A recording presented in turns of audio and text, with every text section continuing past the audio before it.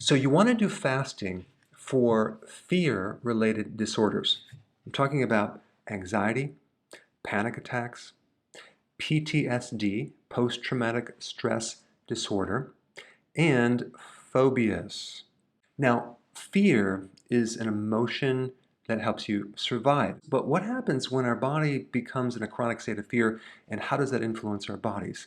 Not good. And the question is, what can we do about it?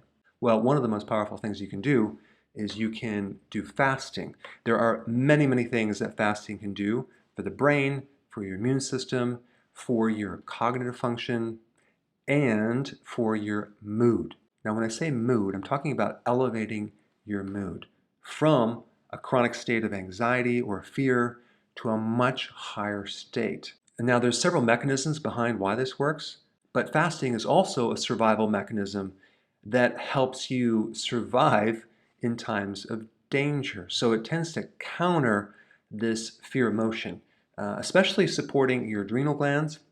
Also, a little structure in your brain called the amygdala, which is very similar to the adrenals, but for the brain. And so they found the amygdala in the brain has everything to do with fear. And then you have something called the sympathetic nervous system, as in the flight or fight mechanism. And the location of that is inside your adrenal glands, because there's two parts. You have an outside and an inside. It's on the inside.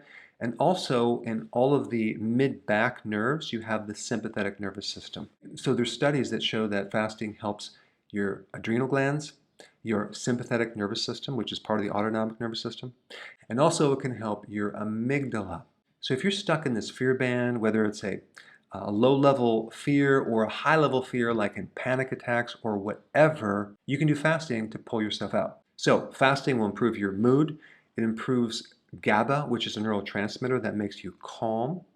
It will improve dopamine, which helps increase pleasure, which then counters stress hormones like cortisol. And fasting can actually reduce cortisol directly and reduces that flight or fight mechanism as improving sympathetic nervous system dominance.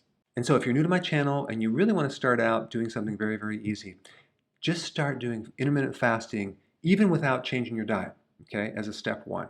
Then you're going to find that it's going to be easier to change your diet. So then you can start eliminating carbs, okay? That's called keto. I put a link down below of that plan, and it'll walk you through this step by step. But the main thing with fasting is you don't want to eat if you're not hungry. So many people eat breakfast as a routine thing, thinking that it's a healthy thing to do, even though they're not hungry.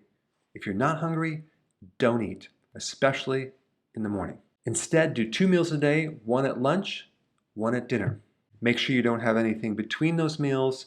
Then you're doing intermittent fasting. Very, very simple. So that will give you 18 hours of fasting from your last meal to your first meal. You're going to start seeing some magical things happen when you fast for 18 hours. Now, there's many things you can do to enhance this. You can start adding MCT oil, which your brain will love. You can start adding B vitamins in the form of nutritional yeast, especially vitamin B1. That's going to help a lot. And then also adding more fat to the meals to make you more satisfied so you can go longer. Not to mention, most of your brain is made out of fat, and so you're supporting your brain just from adding that fat. All right, there you have it. Thanks for watching, and definitely click the program down below so you can get started and do it correctly. Hey, before you go, if you're benefiting from any of my content, I would love to hear about your success story. Please share it in the link down below.